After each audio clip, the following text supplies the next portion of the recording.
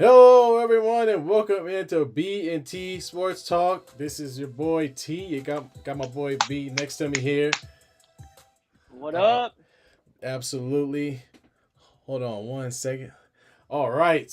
So we were excited, and elated, ready to get it going, releasing a brand new look for our show. We've been doing this for a little while now. We were excited to offer something new, updated, fresh. We want to keep the good stuff, good content rolling for y'all. So it's a great day to join us. And B, man, how you feeling? How you doing? I'm feeling good, man. This is big here. I hope everyone enjoys this logo here. It's been a long time in the making, to say the least. So we're happy to unveil our new logo for a long time here, and we'll have some more news following the show as far as what to expect going forward here. But man, this looks good, dude. This logo looks good. Yeah, man. So everybody, not only is it a new logo, but we're gonna be putting in some push on Instagram and TikTok as well. You'll notice we have those right at the bottom of our page here. So feel free to follow us. Get into the conversation, send us some messages, anything you're interested in seeing on the show. We want to open up more channels of communication to everyone, and we want to push out as much content Yeah. as we can. And not to mention, I know you can't see it here. I gotta pull it up, but I got the shirts for you as well. So if y'all interested in some shirts, y'all let us know. Bees is on the way. He should be getting his soon. But again, we're really excited about rebranding the site and really just kind of getting things moving in a fresh new direction with all of y'all. A lot of stuff happening. NBA starting next week. NFL ongoing. MLB Oh, closing out. Man. So we're excited to get the ball rolling. Again, this is your first time listening to us. Go ahead, hit that subscribe button. Go ahead and hit the like button. We appreciate it. And you'll see B is very happy about his cup. Go ahead and tell us why. yeah, man. Shout out to Chris from Small Nugget Designs here. She made us these cool cups. T, I got yours headed out to you, man. But this is how special this day was for us here. And thank you, Chris from Small Nugget Designs for putting this together for us, man. We really appreciate it there.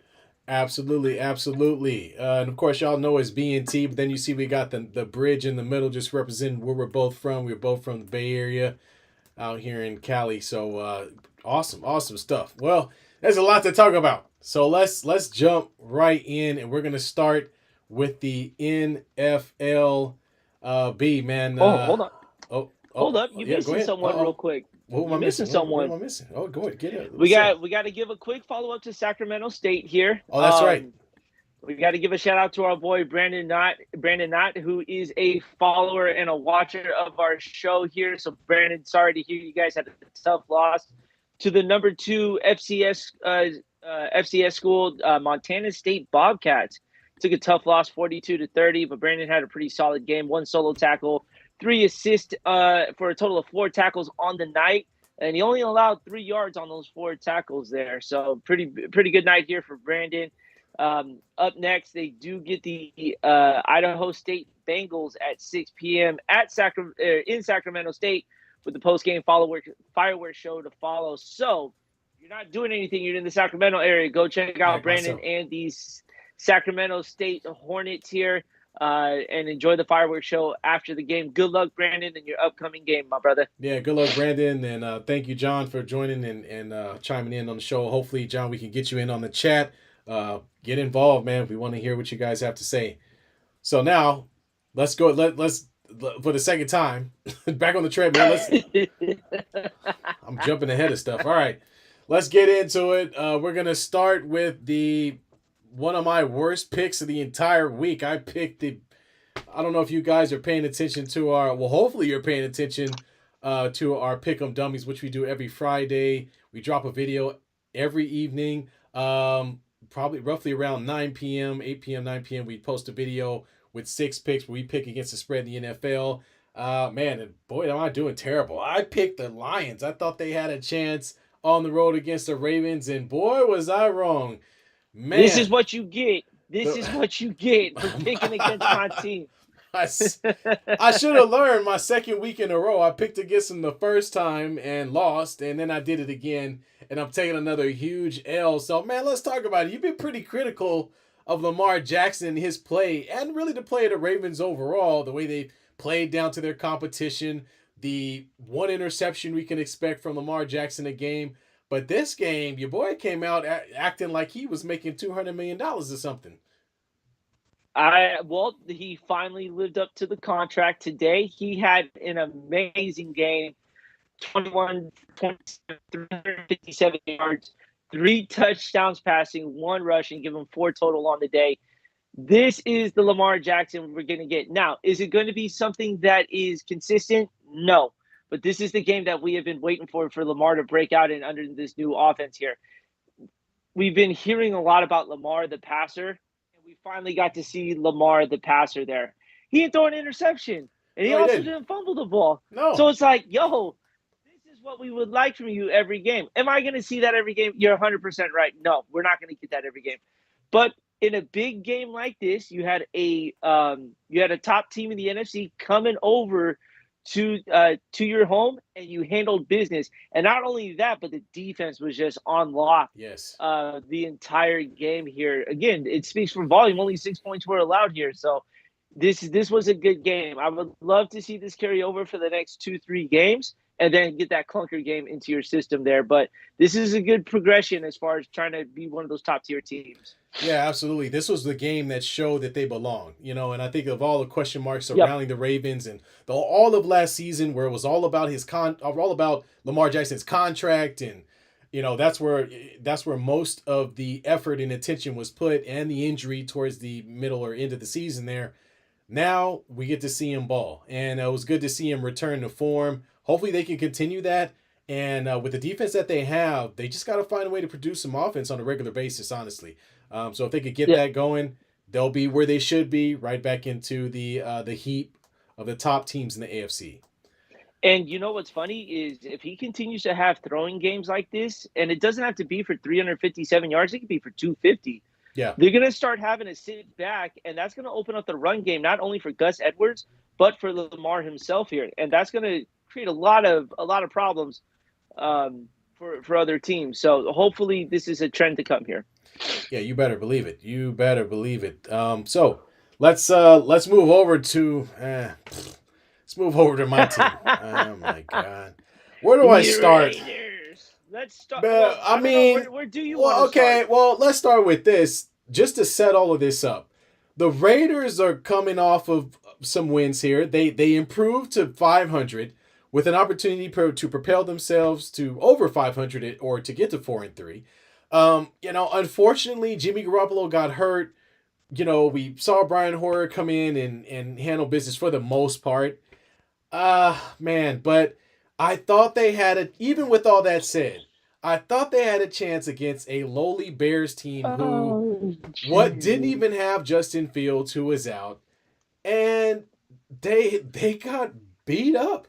They lost 30-12. Brian Hoyer came in and did a little bit. The defense that had played so well the past 2 weeks got ran all over. What was his name? Devonta Freeman completely destroyed the Raiders.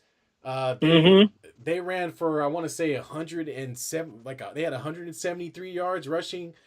And the kid they had running around there in the background, what's this kid's name? I gotta pull his name up. But that's how bad y'all got beat. You can't even remember the kid's name. Eggert or Egert or Egbit or whatever. Eggman goes out there back up for the Bears, and even he's out there making plays against us. And Hoyer throws one interception. Then they go to the backup in O'Donnell, excuse me. And he goes out there and throws another interception later in the game.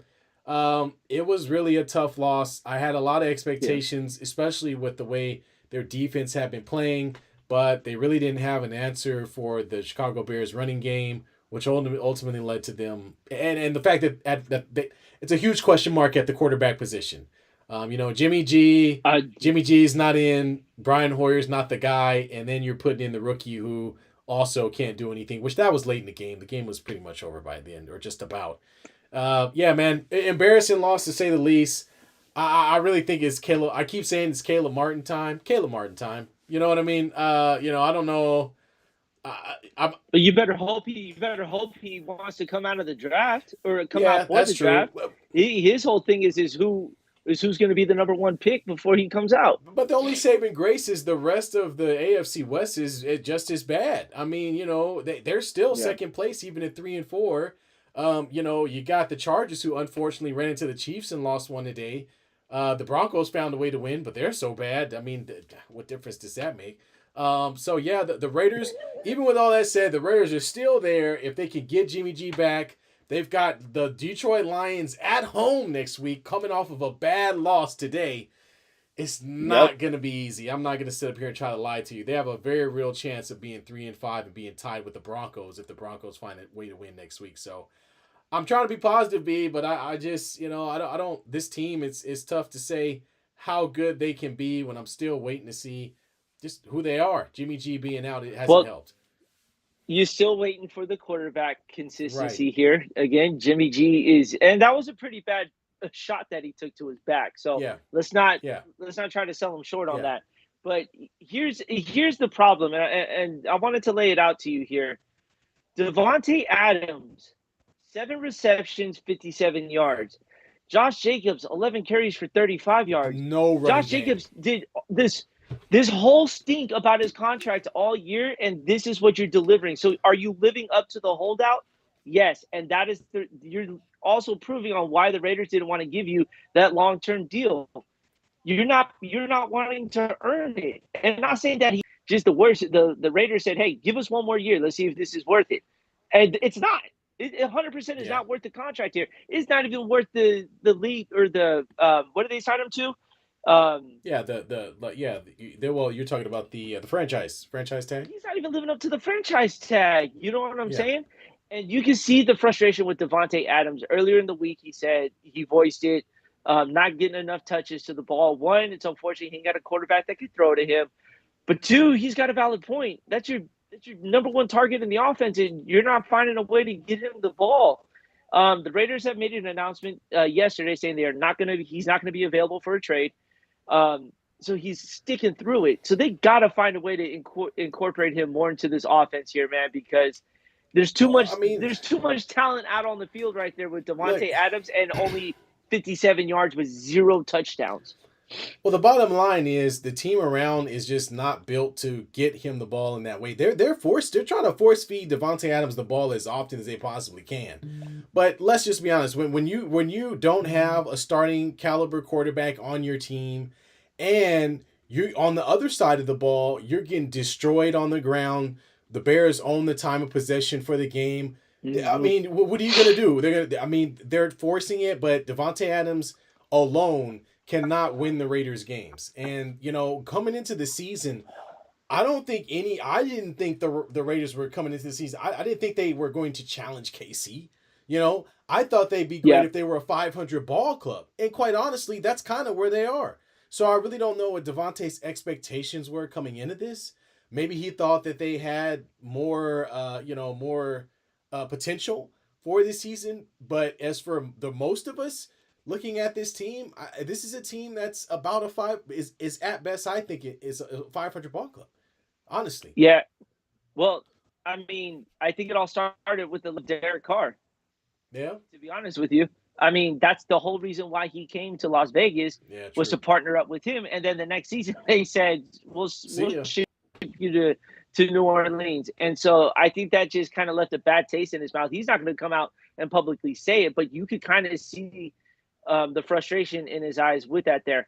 But I know you've talked about a lot Josh McDaniels maybe not Oh yeah, being the guy, yeah, but yeah. look, this is hot. That hot seat is getting a little warmer for Josh McDaniels to say the least there because you can't be losing games like this when you're on a winning streak. Like if you're gonna lose a game, lose it to a really good team.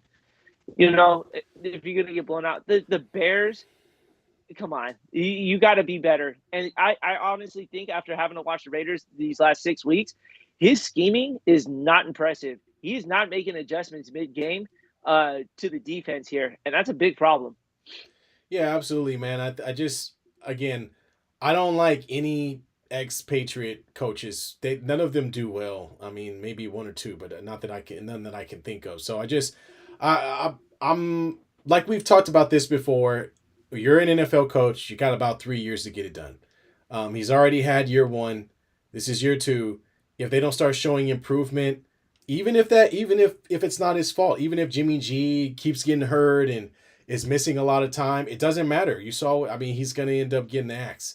And then Yeah. the Raiders will do what they've always done, which is they keep firing coaches and bringing in new coaches, for whatever, no reason, So it's we'll see how it goes.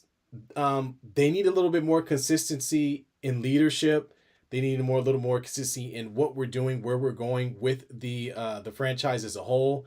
Because in my opinion, trying to go from Derek Carr to Jimmy G, I just don't. And I said this at the beginning of the season. I don't see that as being a message to An upgrade. a message to your fan base saying, "Oh, we're going to win championships now." No, no. That to me, that's like we're treading water. You know what I mean? You might as well just dump the whole team and start over again. He might have got more time as a head coach if he had done that instead of trying to go to, Jimmy G. Okay, what's Jimmy G gonna do for us? Nothing, man. I mean, come on. Anyway, enough about a team that ain't winning anything. Let's as much as it hurts me to say that. We got one topic we want to talk about. A lot of it deals around. Well, it's National Tight End Day, but there's a tight end out there he's causing a lot of ruckus, and it ain't just because of what he's doing on the field either. It's what he's doing off the field as well, and that's none other than your boy Travis Kelce, who has won the I Have Come Up award for the year. The man is not only is he killing it, not only is he killing it on the field, but he's also killing it in the streets. And so he's every single game, every time he touches the ball, we get to see the camera immediately goes to Taylor Swift in the stands, jumping up and down, screaming like he just became president or something. And doing all types of jumping and hollering. Last week, I think, or a couple weeks ago, it was Travis Kelce's mom. This week, it's Pat Mahomes' wife. I mean, it's getting out of hand. I gotta say, after watching the game, next time I'm gonna do a Taylor Swift counter. We're gonna usually do an over/under bet on how 100%. many times you're gonna see Taylor Swift. How many times is the camera going to cut to Taylor Swift throughout the entire game? I'm going to say about 10 times, man. I mean, she was a big deal. She was a big deal. I guarantee you it'll probably be for every reception that Kelce has, the camera goes right to her. But this has got to stop. Like, they in slow motion showed this handshake between Taylor Swift and Brittany Mahomes. I don't need to see that 4 times. We need highlights. Like, we got highlights from the stands. Zooming in because she's got a bracelet that says 87 on it. Like, dude, it's all over my sports feed. It's like, I don't give a damn about this chick, right?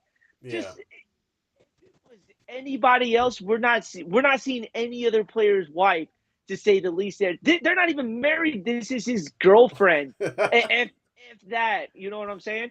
This NFL needs to stop. Okay, you've got $1 billion product. The $1 billion product was well done even before Miss Taylor Swift came into the picture. I don't know, B.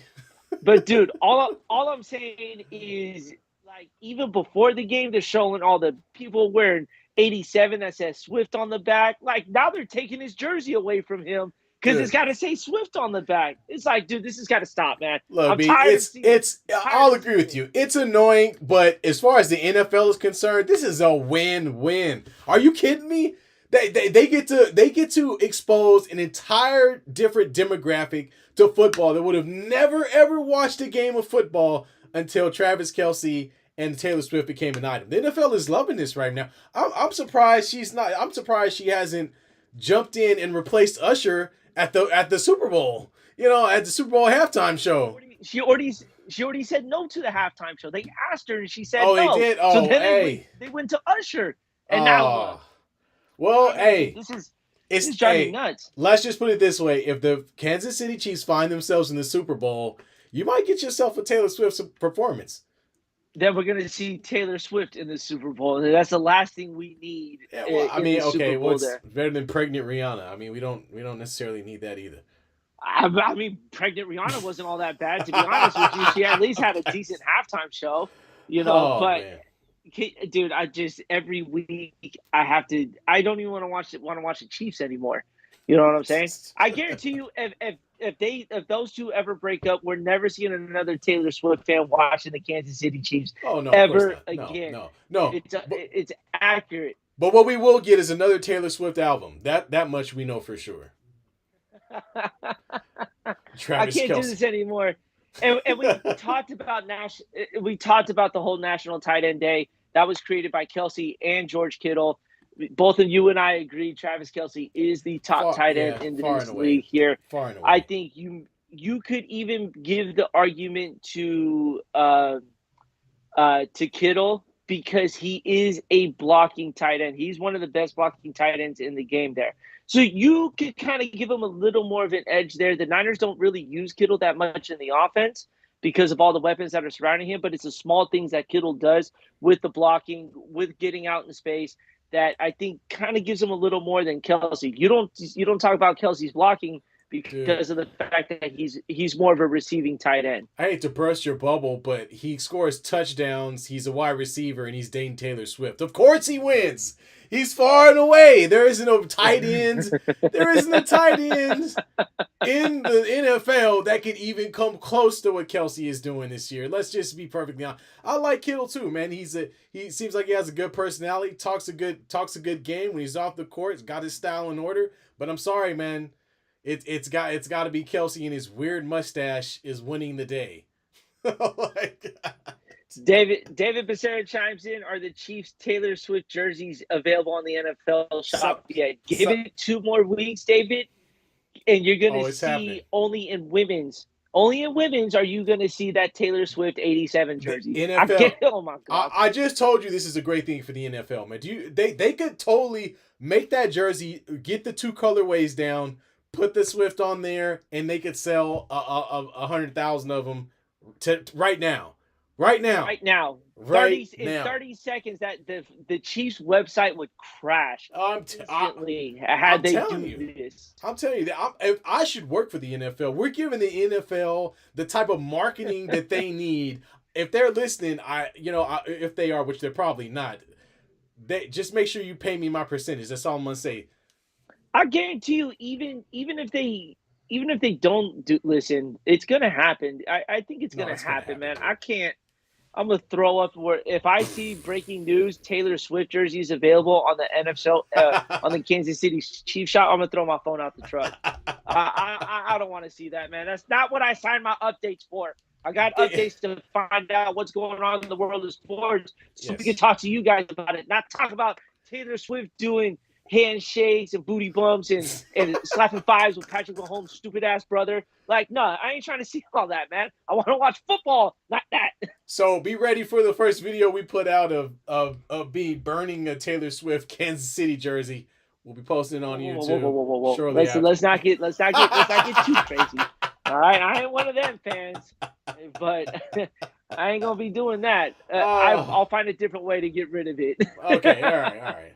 So he says. Hey, real quick, before we move forward, we just gained another subscriber. We want to shout out Linda for joining our YouTube channel. We greatly appreciate you getting us to 131 subscribers.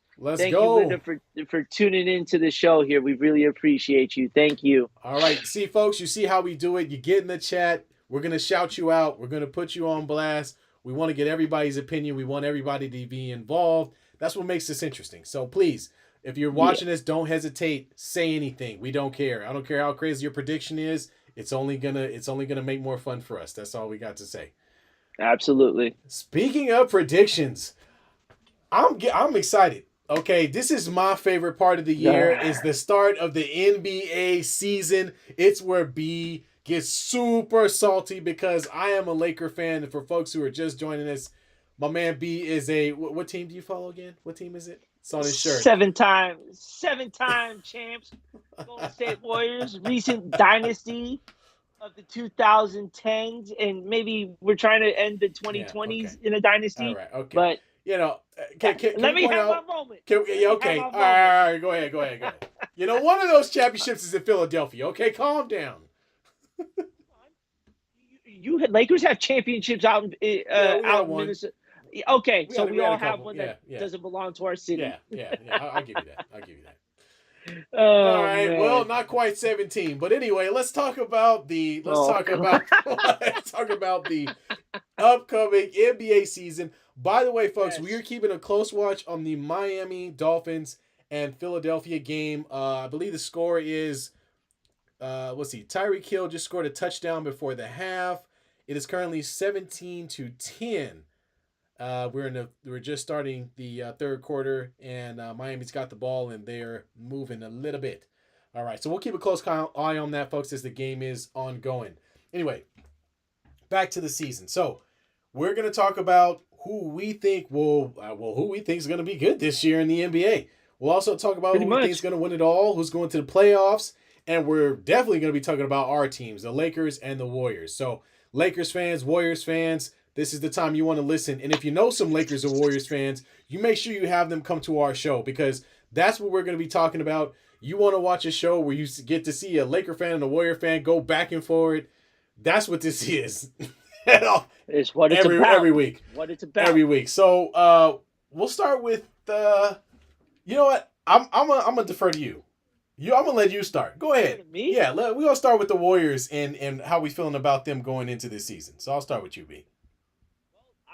I'm optimistic. I've never really felt a whole lot of question marks, but there's a lot of question marks going into the season here. Obviously, the big one is where Chris Paul is going to fit in all of this here, especially if they try to bring him into the starting lineup. We all know if he comes into the starting lineup, this is going to be one of the smallest rosters out there. And Kevon Looney is not going to be able to hang with this roster, to say the least here. So you're going to be looking at the likes of Paul at the 1, Curry at the 2, Clay at the 3. You're going to have Wiggins at the 4, and you're going to have Draymond sitting in the center position as their new death lineup would go here. I'm not really liking it, to say the least here, because the one thing that showed big time was the way they could not just handle a center. You know, a lot of teams in the league here were having their way with the Warriors all because they had a big man, and they really couldn't do anything in the paint. So they were forced to have to live and die by the 3, which they already do. Yeah. But when it's not falling for you, you don't have another option, and they don't have that guy in the middle to be the safety valve in case no one's hitting their 3s. So that's one of my concerns here. The other concern, which is the big one, is winning on the road. Oh. I don't care how many wins we get at the Chase Center. What are you going to do on the road to offset the Chase Center here? Because they got to get at least 20 wins on the road. You have to be a 20-win team on the road in order to be a good championship contender. 11 games last year on the road were won by the Warriors. The big thing too was losing leads. A lot of those games they had big leads on the road, and they flat out fell apart in the third quarter. And the third quarter is where they put teams away within the first few minutes, and they weren't. So that's going to be a big challenge for them here. They finished 6th in the West here, which wasn't bad for coming off of a championship. They obviously got bounced by the Lakers because they could not finish games on the road in LA, and they had the home court advantage too. So all they had to do realistically was just win one game during that series. The season may be a different story there, but it's not. We went home early. Curry entering his 15th season in the league at the age of 35 here. As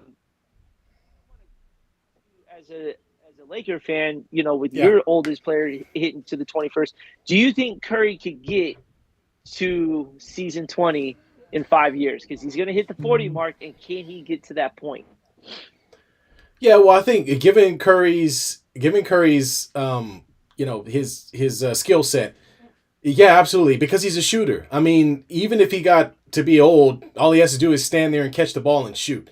Even if he loses a step and he can't get by guys, he can always run through a screen, catch the ball, and shoot. So yeah, I think Curry can definitely play until he gets into those latter stages of his career and still be an effective player. Getting back to the Warriors, and sort of the issues that they have. You talked about it in size. Now, what that means on the court is you're going to struggle rebounding the ball. Yep. Okay. Yep. So what happens with the Warriors is you combine the fact that you start missing long range shots, which means what? Rebounds. Long rebounds too. So if you can't rebound the ball and you're doing nothing but shooting jumpers, you're in for a long night. And I think that's what the Warriors kind of find themselves in. They go through runs where they're shooting the ball lights out. They're doing great, knocking down threes, getting up and down the floor. But there are times whenever your jump shot it's going to fail you. And we saw that with Klay Thompson, where he really struggled, especially in the playoffs, to find his shot and to get it going. And when you become that reliant, as good as Steph Curry and Klay Thompson are, we always have to remember the best 3-point shooter in the league is shooting 42%. That means he's making about 40% of the shots that he's shooting. Okay, versus if you have somebody in the paint who can collect the ball, dump the ball in the hoop, who can help get you points in the paint, those shots you're probably going to make them at a higher clip than 42%. So one thing to understand, that's what you're missing. You're missing a guy that can get you easy baskets, whether it be by offensive rebound and putback or by being able to play out of the post. And the Warriors live and die with that, and that's just kind of how it is, man. But I don't see adding Chris Paul is solving any of the problems that we talked about. No. Chris Paul is not going to play a full season, folks. He hasn't played a full season in 3 or 4 years.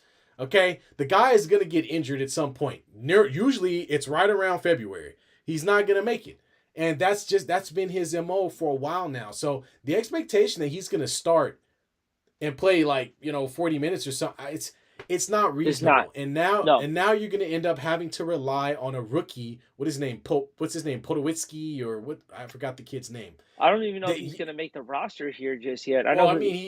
He kind of has to. What other guards do they have? It's just GP2, and who else? What other guards do you guys have? You talking about Brandon Podziemski? There you go, that guy. Also have Lester Quinones. He's yeah. I mean, you got him, but outside of that, there's no real point guard to say the least. You got Corey Joseph as well. Who came here on the what league happened minimum. To Corey? Is he even playing? I didn't see him at all. I haven't seen him all preseason here. I don't even know if he's injured. They haven't really talked about him as much. Corey Joseph's a good backup, but they need something because Chris Paul, you can't take Chris Paul out the game.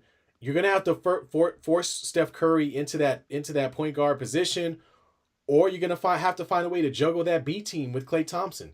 And I don't know if there's enough talent outside of that starting five that's going to be able to carry you through an entire regular season. Dude, you know what's funny? When you look at the Warriors roster, not one player has the letter C next to their position. Highest we have is a power forward. We technically don't have any centers on the team here. Oh my gosh. And that's gonna pose a problem here. I talked about it as the preseason kind of went along, and Jonathan Kuminga had a very, very strong preseason. Yeah, he did. A lot of you are going to say it's just preseason. Well, he needed this preseason to say the least here because as far as living to the expectation of where he needs to be, he's not doing it here. So he is my guy. If he does not have a good start to the season, could be gone by the trade deadline to bring in a piece if the Warriors are in contention here. And that's just the business side of things here. If they're in contention but they're not getting anything from that guy, you may have to look to trade him to make sure that you're staying within competition of teams like the Lakers, the Nuggets, the Grizzlies, because everyone's looking to better their roster here. So Kuminga may be the one guy that the first half of the season is all going to depend on if he's still a Warrior or not towards the end of the year. Yeah, man. And I agree. I just think the offseason was a little bitter, man. It just didn't, not a lot. I mean, Rudy Gay, who they signed, was just cut. They waived Rudy Gay, and I don't know why he even showed up. I don't know what that was about.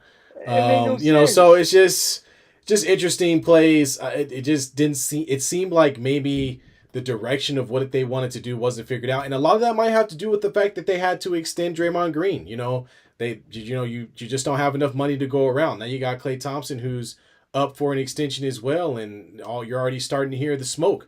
You're already starting to hear the talks about, maybe they don't have enough, maybe they don't want to pay Klay for another 5 years or 4 years or whatever it is. So, well, interesting to see what'll happen. So, you got some expectations for your team. I do. Well, I mean, where's the best place you think they can finish, and where's the worst spot you think they'll can possibly end up in? The best spot they finish is in the third seed.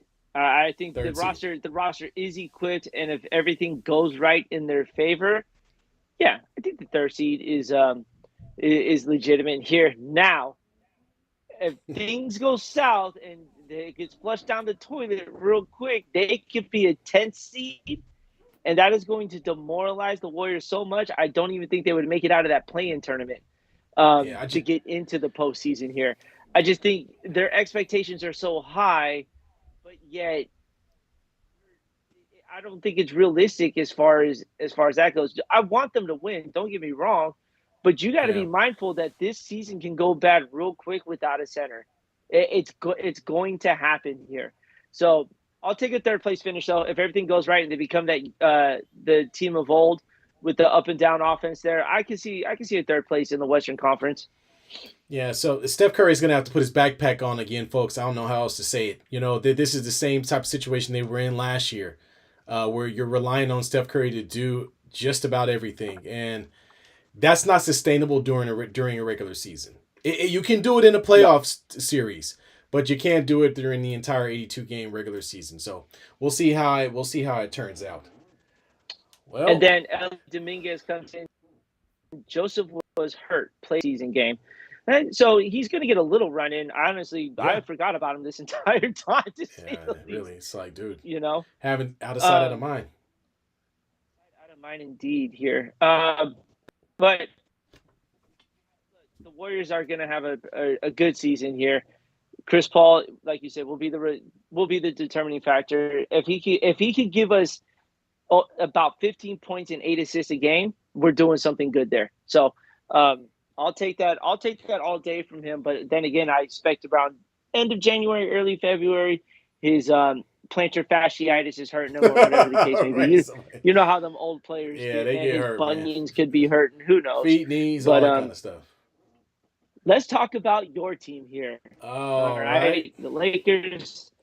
The Lakers had a good offseason, we all know, because ESPN and all that just threw that down everyone's throats about everyone that they signed here.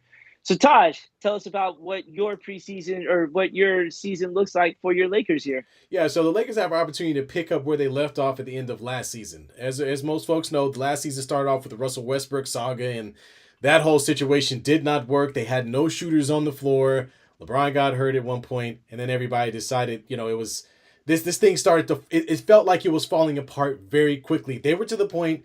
I think they were 2-10 at one point. They were an atrocious team throughout most of the season. They picked it up a little bit, but it was a lot of effort to get the wins that they did. They were always below 500. They make the trade. They bring over first Rui Hachimura. Then they make the trade for D'Angelo Russell. They also get Jared Vanderbilt.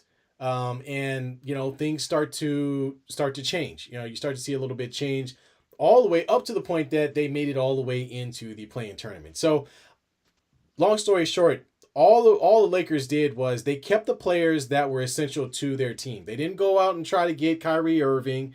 They didn't go out and try to trade for what's his name from Chicago, the kid Levine. They stuck with what they had. They said this is a good balance.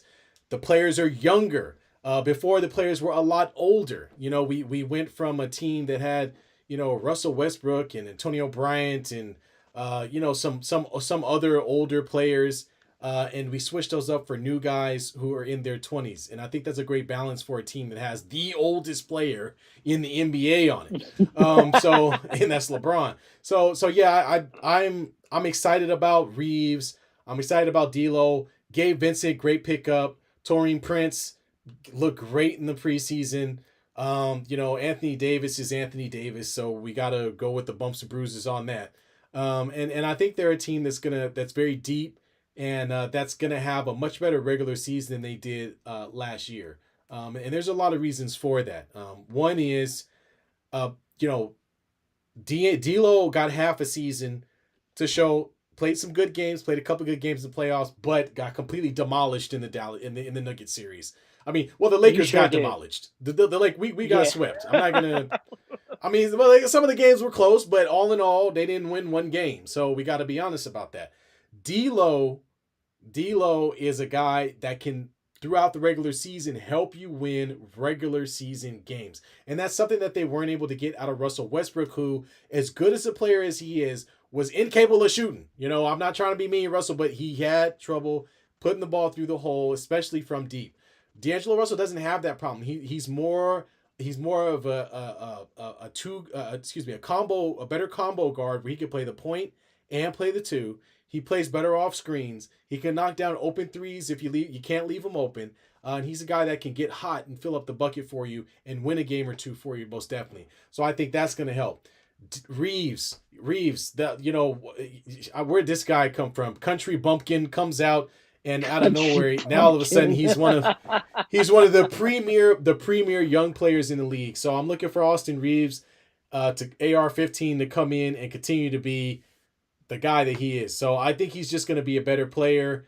I love that Jared Vanderbilt is a dog, plays defense, don't need to do much else. Rui Hachimura is bigger than everybody else's three and can come in and give you points. He can rebound. He can run the floor. And we also picked up Christian Wood, who just off of a whim, I guess, was just lying around in a gutter somewhere, Sure was. waiting on somebody to drop some coins in his can, and we picked him up for nothing. Warriors, I don't know what you were doing. Maybe they thought that he just wasn't a good fit, but in any case, I don't expect him. We were drooling over our Chris Paul signing that we said we don't need another center. Right. So we're gonna go ahead and let Christian Wood go to the team that we got to compete with. Exactly. And we appreciate it. So and so for those reasons, they're gonna pick up where they left off last year. They're gonna be a much better team this year, and man, they're gonna be primed and ready to go. LeBron's old. AD is gonna get injured at some point, but the good news is we have backups that can come in and at least tread water to win regular season games. So you bring up the Anthony Davis injury here. Now he did come out earlier, not too long ago, and he stated that his goal is to play 82 games. Yeah. We both know him and Chris Paul will find themselves on the injured list. So instead of playing 82 games, how many games do you think Anthony Davis will miss during this regular season? I think it will be a successful season for AD if he plays 65 games. 65 games. If he can get in 65, I'm cool with that.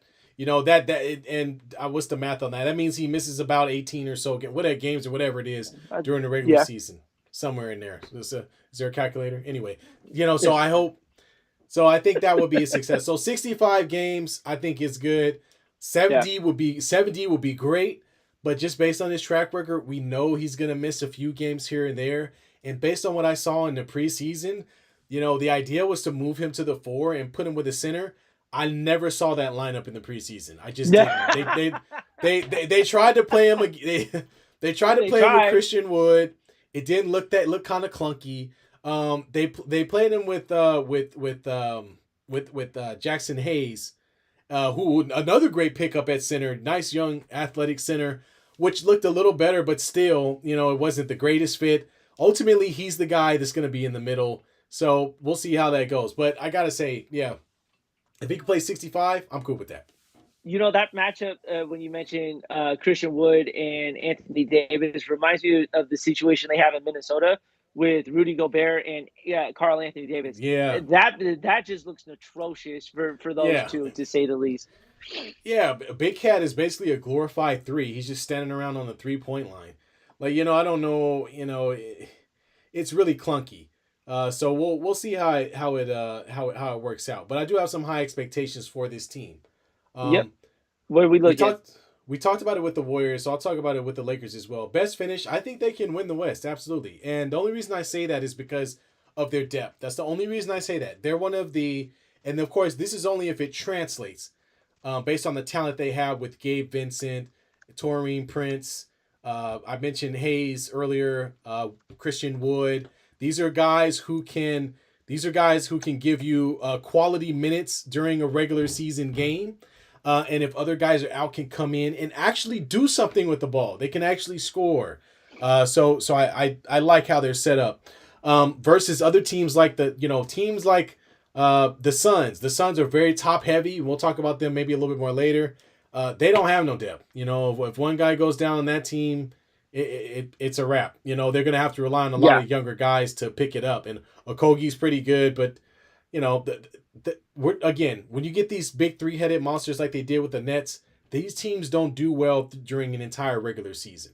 They don't do well through the regular season, so they don't often finish with the best record in their division. So looking worst finish. Worst finish, fifth place. Okay, so you guys don't see the playing tournament at all, huh? No, I don't think so. No. I hope you guys finish 13th, to be quite honest with you. Oh man, well, where are these other teams? I mean, yeah, we gotta see what these other teams do. Let's talk about these other teams here, because now we're gonna go around the league here. And before we talk about each division winner here, this playing tournament, the in-season tournament here, has got to be one of the dumbest things the NBA has ever thought about doing here. You're asking teams to play in a meaningless tournament for a meaningless trophy. Yeah, to say the least here. Now there are nice bonuses for the winning team here, but let me ask you this here: is this something that you want to see your team go after? Yeah, but or are you concerned more about the bigger picture, which is a trophy in June? I think I don't think there's a player, fan, coach, executive, owner who is looking at this tournament and thinking, wow, I really would love to win this. I really don't think so. Yeah. And it really is all about the NBA title. I think we all know that. And let's just call it what it is. These are glorified regular season games for the purpose of the NBA putting a game in Las Vegas so that they can get a temperature for expanding the lead or moving a team to that location. That's what this is, folks. I'm calling it. It's a conspiracy. This is just a conspiracy theory.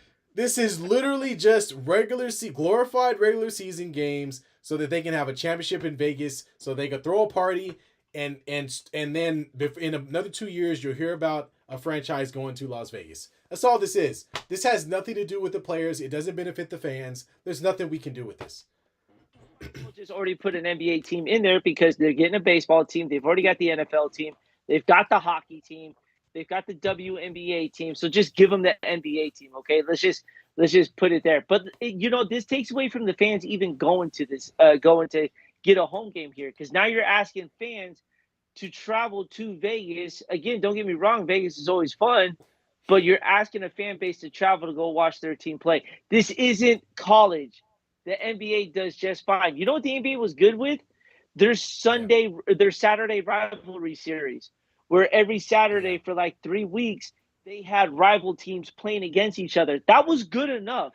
We don't need an in-season tournament to watch the NBA. We're already watching it. No need to go through all this. So I think this has got to be the worst idea here. It could prove us wrong, but in all honesty, as a basketball fan, this is the last thing I want to see here as far as tournaments go.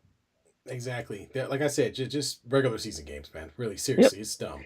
And before we go forward here, we want to welcome Tony to the chat here. Welcome to the chat, one of our subscribers as well, man. What's up, Tony? To see you in it.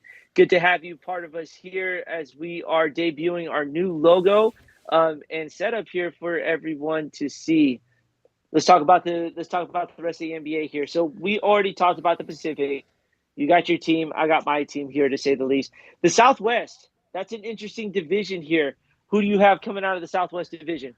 All right, so the Southwest, I'm actually going to go with the Dallas Mavericks. I think Kyrie and the Luka thing was a little clunky to start, but I really think they can find a way. If they can find a way to get it going, you get Tim Hardaway Jr. back healthy. Hopefully he can play a majority of this season. I think they have an opportunity to be really, really good.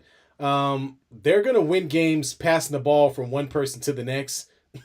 I share your turn, my turn, your turn, my turn. And really the only other team in their conference that or division that's going to be, threatening is the Memphis Grizzlies. And that's a part of why I picked Dallas is because the Grizzlies are going to be missing John Morant for the first portion of their season. They're going to be relying heavily on guys like Marcus Smart and who did they just pick up? The Derrick Rose. So, I don't know if that team is going to be as good as this Dallas team that first quarter or half of the season. And I don't know if when John Morant comes back, if it's going to be some type of miraculous, oh, yeah, now Memphis back in the good way. And that's not to mention that they lost their center for the entire season. Adams, right? Yeah. So Steven Adams is out for this season. So, yeah, it's I don't know. So yeah, that's why I'm picking Dallas. So I'm gonna go with Dallas. So it's funny that we were talking about Memphis because I have Memphis actually coming out of the South, out of that division there. And look, I know we've been very, very hard on Ja Morant to say the least for the stuff that he's done. I think bringing in Derrick Rose, humble him, push him to show him what being a veteran in this league is about. For those who don't know, Derrick Rose was one of the best point guards in the league before his injury. The dude was the youngest NBA MVP to ever play here. He still has it. They never used sitting on the bench. Yeah. Before New York, he had a little bit of a spark with the Minnesota Timberwolves. I think he still has it, and I honestly think he could help ride the ship. But what Memphis did is they got rid of the distractions, and that distraction was Dillon Brooks, who didn't miss a beat in the preseason by slapping homeboy in the nuts and getting kicked out of the game. Was it in a preseason game? Come on, man. A preseason game, to say the least. So Memphis, we talked about Memphis wanting to make that mature turn. I think what they did in the offseason was very mature of them to say, hey, we got to get rid of some of these problems here. Jaren Jackson Jr. has the opportunity to shine without Steven Adams there. So This is also his opportunity here. Marcus Smart, a defensive threat always to help lock down next, aside to Ja Morant. He's not the greatest point guard. I wouldn't consider him a point guard. Not really, man. But between him and Derrick Rose, I think they could help guide that ship there. But this is all about turning Ja Morant around. I think this is the team that's going to help him and hopefully keep his ass on track there. Is Ja Morant a great player? Absolutely. I think when he's right, he's one of the best.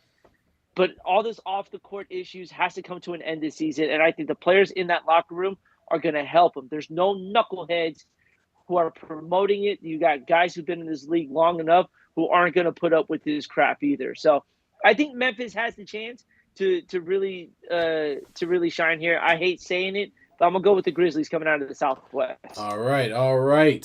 And as Derrick Rose says, he is not there to babysit. He made it very clear. He ain't there to babysit nobody. That's right. So on to the Northwest. So we've got, I think we're both in agreement on this one, folks. and just so you understand how easy this decision was, this division consists of the Denver Nuggets, the Minnesota Timberwolves, the OKC Thunder, Portland Trail Blazers, and the Utah Jazz. So I think we're going to pick Denver. So we'll pick the Nuggets. We really don't even got to dive into that one. Okay? The Nuggets won the championship last year. I think we all know that. They've got most of the same team back. Barring any health concerns, they're a team that's going to be right there contending for another championship next year. They might start off a little bit slower because you know how it is. After you've won a championship, you're going to have a little bit of a, it takes a little bit of time to hangover, to get some of that aggression back, that hunger back. So they might start a little slow, but we think they'll be right there. Yep. I don't have much to say about that. Yeah, that was too easy. That was too easy. Slam dunk is what it's called. We're gonna move over to the Central East. So this one was another one that was like, yeah, okay. Who else am I gonna pick? The Central East. I'm picking the Milwaukee Bucks. Milwaukee Bucks. Okay, and do we really need to say why? I guess we'll explain it to folks who may have been under a rock lately, most recently. But they recently traded for Damian Lillard, who is joining their club. They kept Middleton. They still got Brook Lopez. You got Giannis Antetokounmpo. You They're got Mr. Eyeballs himself, Bobby Porter Bob Jr. Is that it? Chris Tucker. Yeah. Got Chris Tucker. Chris Tucker.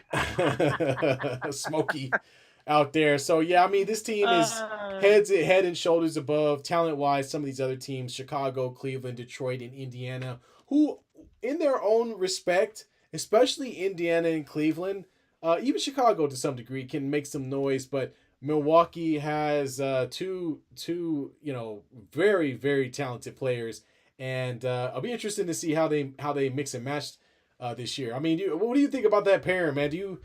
I'm looking at it and I'm still trying to figure it out a little bit. I know Giannis is going to have to play a lot more pick and roll than he's accustomed to, which maybe is good for him. But I'll be interested to see how they form a partnership together. There's going to be no assist on that team for all that talent that they have. They got nobody who can facilitate the ball. Damian Lillard has to have the ball in his possession, and last time I checked, he was nowhere. Is not high. You know what I'm saying? Chris Middleton, not a facilitator. Giannis, he's not a facilitator. That's for damn sure. So it's going to be interesting to see how they're going to incorporate all this talent with no one to facilitate it.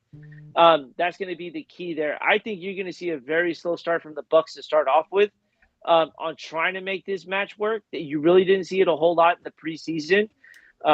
So that makes me concerned a little bit if they're going to see a whole lot of gelling to start with. But again, when you look at the rest of the division, they're above head and shoulders above the rest of that division, even on an off day. Yeah, absolutely. And so we'll move on to the Atlantic. This one was pretty easy for me. It's got just so folks know, this is the Boston Celtics, Brooklyn Nets, New York Knicks, 76ers, and Toronto Raptors. It's obviously the Celtics.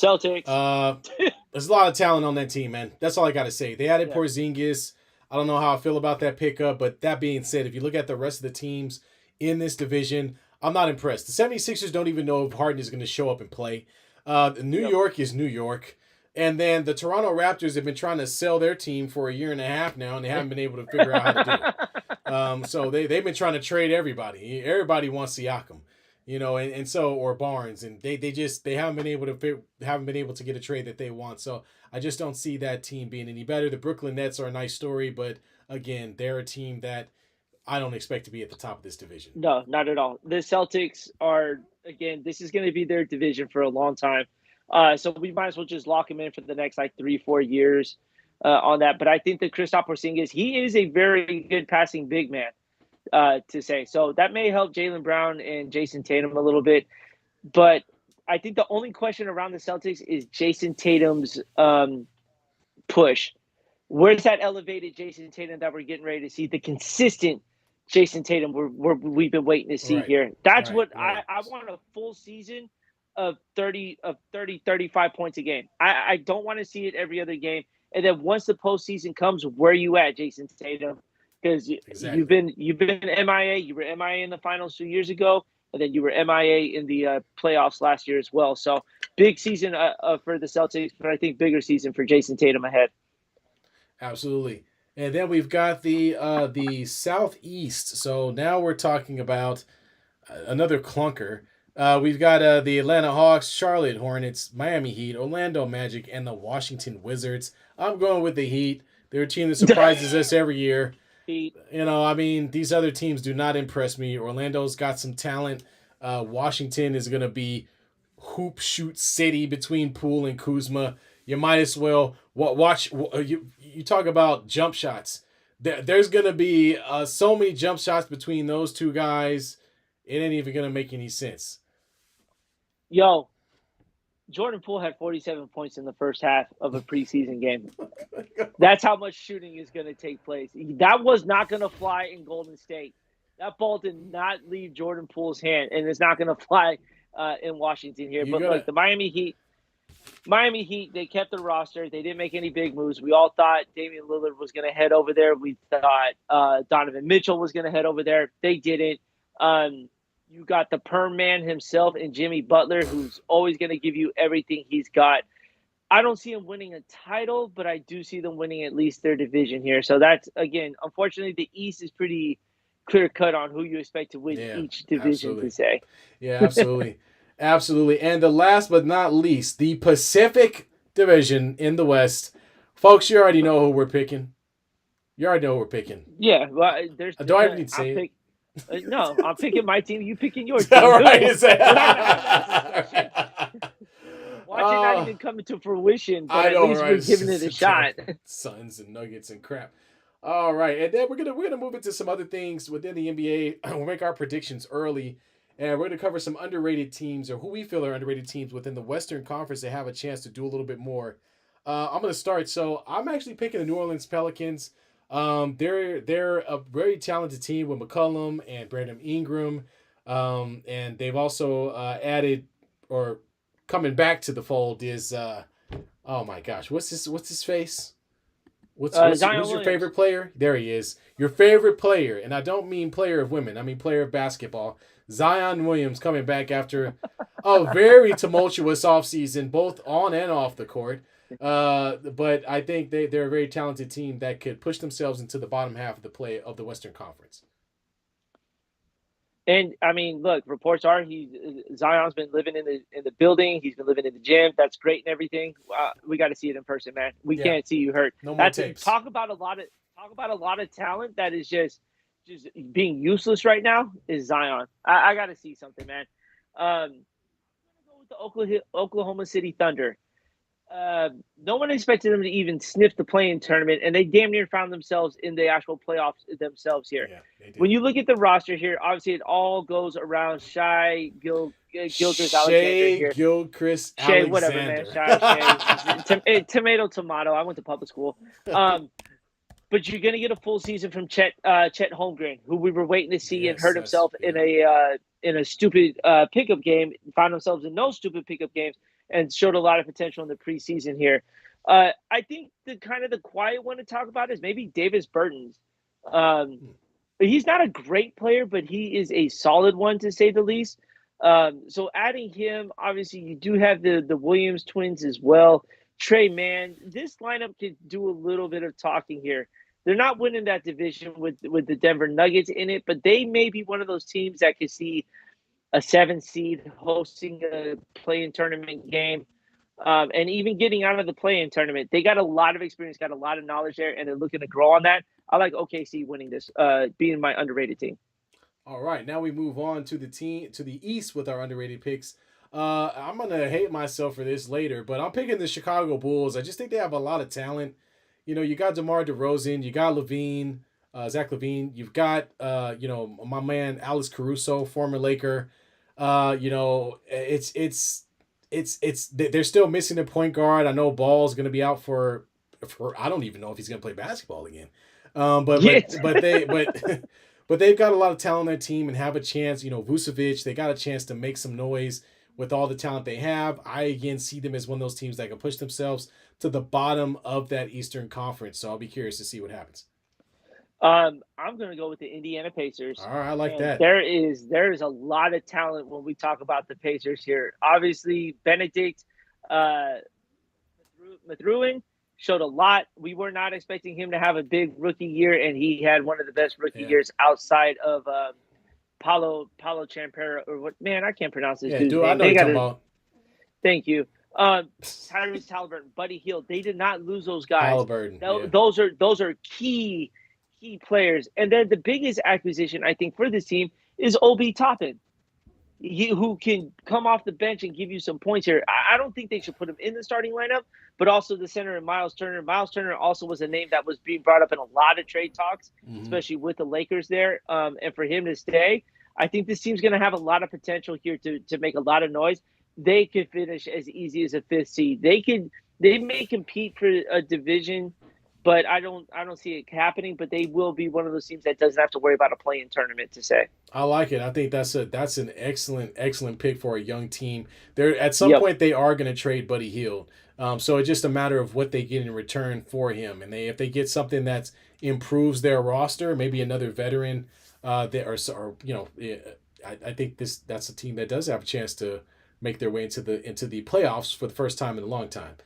Yep. Overrated for the Western Conference. So I'm gonna go first in this because this is gonna be fun. I'm picking the Phoenix Suns, the most overrated, bloated team in the NBA.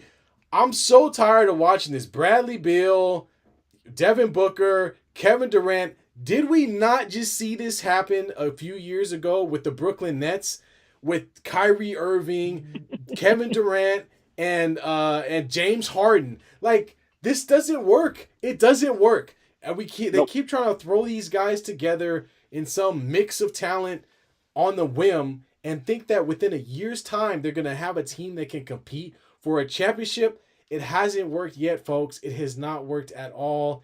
And I don't know why teams go out and do it. Even my Lakers did it. We went out and got Russell Westbrook thinking that somehow adding another star was going to help our team. And all it did was set us back an entire year. I And there's some reasons for this. One, they don't have a point guard. They're going to ask Devin Booker to play point guard, which is ridiculous. He's a two guard, just like Bradley Beal is a two guard, just like Kevin Durant is basically a 7 foot two guard. There aren't going to be enough balls to go around, folks. They need somebody to help them facilitate it. And I'm not sure that they have enough players on that team. Grayson Allen's not saving you, okay? Jokic, Nurkic. Literally. Yeah, Nurkic can barely jump over a quarter. He's not going to rebound enough to help save you either if you start missing jump shots. This team is literally going to have to go one-on-one and win their one-on-one matchup every time down the floor and just blow teams out of the water with their shooting. They're mid-range shooting, by the way, because all three of these guys are mid-range assassins. Now, they can make threes, but they live in the mid-range. So I don't know if there's enough space on the basketball court, man. That's a good one. And we're going to stay in the Pacific Division. Yeah. The Sacramento Kings are the most overrated team in the NBA here. Right next to the Suns, to say the least. Uh-oh. You guys finished third. That was cute last year. Look at the West now. I still don't see them jumping the Warriors. They definitely ain't jumping the Lakers here. There's no consistency there. They had it once. It was cute. I don't want to hear about this whole Bean thing. Sabonis is a liability in the paint. He can get on defense. He's good. He can get you your rebounds here, but you're not getting any points from him. De'Aaron Fox has no support. Keegan Murray had a great year. I don't see him repeating it. I see Keegan having a bit of a down year. Herter was nowhere to be found in the postseason as well. JaVale McGee may be a starter at one point, and because Sabonis is down to get hurt. He's going to get kicked in the nuts by somebody. May not be Draymond, but it will be somebody. I just think there was too much hype around Sacramento, and then we did so well in the playoffs, and we're gonna light the beam next year. No, y'all ain't lighting nothing next year, okay? The only thing you're gonna be lighting is some ping pong balls because you're gonna be looking for another draft pick. I don't want to hear them in a playing tournament. I don't even think they're gonna get to the playoffs. Sacramento, you are the most overrated team in the Western Conference in my books. Oh man, that was tough, and that's coming from a Lakers fan talking about Sacramento. And as you can see, he is also a Warriors fan who, if y'all don't remember, they beat the Sacramento Kings thoroughly in 7 games. Steph being the proponent of that. Overrated team. Now we're gonna move over to the Eastern Conference, and I'm gonna continue with this same idea that I have with the Suns, although to a lesser extent with the Bucks. So I'm gonna pick the Bucks. The Bucks after signing Dame Lillard, all the weight is on their backs. They have to win.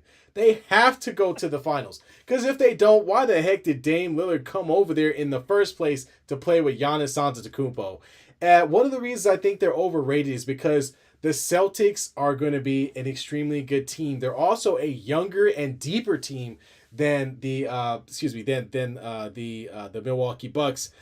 I also don't like the same thing we talked about with the with the Suns is you are missing some facilitating pieces. You gave away a pretty good point guard, and we talked about this in a couple of shows ago. You gave him to you gave him to the team that you're going to compete against in the playoffs. We never talked about him joining the Celtics. You cannot trade Drew Holiday.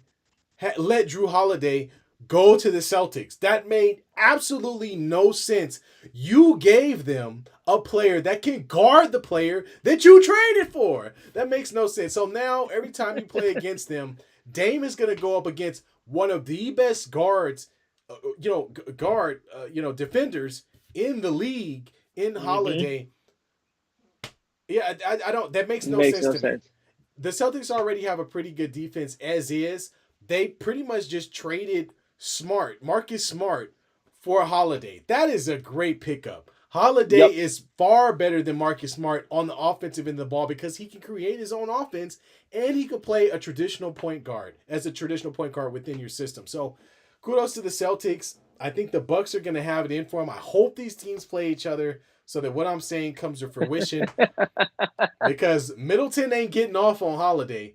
And he's not going to be able to stop. Sure the hell isn't. He's not going to be able to stop Dame, but he's definitely going to be able to create some problems. And having a young core between Brown, Tatum, and him, and Holiday, it's going to be tough to score against those guys. It is. So good luck. So not only do we have them winning the division, but we also are hoping they are one of the most overrated teams. Right. What am I doing? Hey, don't ask us why. This is why we do it before the season starts, so we can laugh at this at the end of the season. Yeah. I think it's clear cut who's the most overrated team in the Eastern Conference, and that is going to be the Philadelphia 76ers, who have a guy who just randomly said he wanted to retire a Sixer, and he's only been there for a year, to say the least. So James Harden, poor on you for even making those comments. Their offseason has been a disaster. Between Harden in the Philippines saying he hates his owner, how the owner is just letting it happen. Yeah. Joel Embiid is just sitting there going, hey, guys, I still want to compete. Can we still put a team together? Right. And you don't know if you're going to get the James Harden that you wanted out of that trade from Brooklyn. Dude, Doc Rivers is not even coaching there anymore. I don't even know who the coach is for the Sixers, to be quite honest with you. I don't see this being a good fit for them at all. Yeah, well, look, I mean, we don't even know if he's going to play. We don't even know if he's going to play. No. We don't even know if he's going to actually suit up and play a game for the 76ers. And the coach, by the way, that's Nick Nurse, former coach of the Raptors. And he's done this a couple of times now. He did it in Houston. He dogged it, didn't show up, demanded a trade, and then when they said they weren't going to trade him, and to top it all off, the same owner that dealt with the garbage in Houston goes to 76 and trades for the same guy. That's this doesn't make sense. That doesn't make any. It's so stupid. And then he goes to the Brooklyn Nets. He sours that situation, says no thank you, I don't want to be here either. And then they trade him off to the 76ers, where he had an opportunity to do something, but in Game 6 against the Celtics came up looking like nothing. Him and Embiid didn't show up with a chance to close out the series and go to the finals. So you mean to tell me these guys, this player who has done nothing in the postseason, had an opportunity to play in the finals for the first time in his entire career, was a no-show. Now he wants to be traded. I'm sorry. It doesn't make sense. I'm done with it. I'm done with James Harden. James Harden is going to be a bookmark in the history of the NBA. He'll be a guy who had a chance and played really well for a little while. And then after that, he fizzled out and disappeared. I don't know what else to say. The guy he's not helping anybody. Well, let's talk MVP. We're almost towards the end of our predictions here. MVP, I'll let you go first. Yeah, I'm going with Tatum. I'm going with Jason Tatum for the Celtics. I think he's had some really good seasons leading up to. He's a young kid. Now he's getting into that stage where he's expected to be that player every night. He's expected to compete. And his next step is to get over the hump in the playoffs. Yep. I think this is the year. I think this is the year that he makes that leap forward. I think he'll make that next step. He's been in the Eastern Conference Finals and in the finals. This is opportunity for the Celtics to make it to the finals, and I think he will be a huge proponent of that, especially playing beside a point guard in Holiday who's not going to be looking for his own shot the way Marcus Smart was.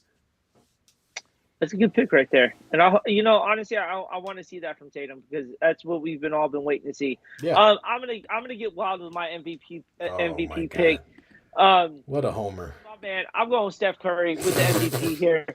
I honestly think if there's one, you want to talk about a golden year, this is going to be it for him. I think he's going to give it everything he's got in that golden year. I honestly think he's got one more MVP season in him. There's a lot of talent in the NBA right now, but I think he's still got one MVP season. So I'm going on a limb. I honestly, it was a toss up. I thought about Jokic, but Steph Curry's got something to prove here. He's going to try to get that one up ring on LeBron James. So I might as well just go with the MVP. I'll take Curry for my MVP choice. I said it, and I'm sticking with it. If Steph Curry won the MVP would be the backpack that he puts the rest of his team in to carry them through the entire regular season. I'm sorry. I hope that backpack. That's what he's been doing. I mean, jeez. Oh my God. Well, anyway, let's move on to the NBA Finals. Who's gonna play for it all? And we're both homers here, so you know where this is going, folks. I'm picking to represent the Western Conference, none other than the Los Angeles Lakers. Go figure. And I have them going up against the Boston Celtics. I want to see the Lakers Celtics matchup. I love the historical framework behind it, going back to the days of Magic and Bird. I love the fact that Kobe played against the Big Three twice with that team with Paul Pierce, Kevin Garnett, and Ray Allen. So yeah, I'm all for it. Lakers Celtics, nice big NBA Finals. Both teams have 17. Both teams I believe have 17 championships. It's gonna be the best story, best finals that there ever was. It'd be awesome. Go ahead, B. I'm sure it won't. I'm gonna keep the Celtics in the NBA Finals. Look, as much as I'd love to see the Warriors in the NBA Finals, it's going to take a lot. It's going to be a whole season to take a lot. There's too many questions on that team here surrounding them to say I would be confident with saying that the Warriors would be in the finals. So I'm going to go with the Denver Nuggets to go back-to-back to the NBA Finals here. I would honestly really enjoy that matchup between the Nuggets and the Celtics. Don't get me wrong, the whole Lakers-Celtics thing, that's cute and everything. Again, all we're going to be force-fed is the history between those two teams and who's going to be the first one to 18 here. I think the Celtics will be the first team to 18. There's a lot of talent that the Celtics have surrounded them with. I think we've attested to it during this pre-show. So I'm gonna go with the Celtics here to be the rep and also win the NBA Finals this year. All right, so he's picking them to go back and do it again. I'm not gonna ask who you think is gonna win the NBA Finals because they're in it. So I'm not gonna ask. Yeah, don't. Yeah, it's easy. Yeah, I'm not even gonna say anything. Oh man, well, folks, thanks for hanging out with us. I know we went a little bit longer. Just an update: Philly is up 24-17 against the Miami Dolphins. The Phillies moving the ball. Well, Philly has the ball, and they are about to punt it away to Miami with another opportunity. B, while we're talking about, as we bring it back to football here, how's your team doing?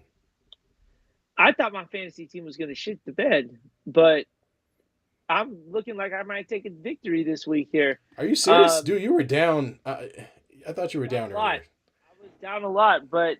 Look, I'm going up against Jalen Hurts right now. I'm waiting for my fantasy update to pull up. But I also have Tyreek Hill, who is killing it right now, to say the least. Yeah. I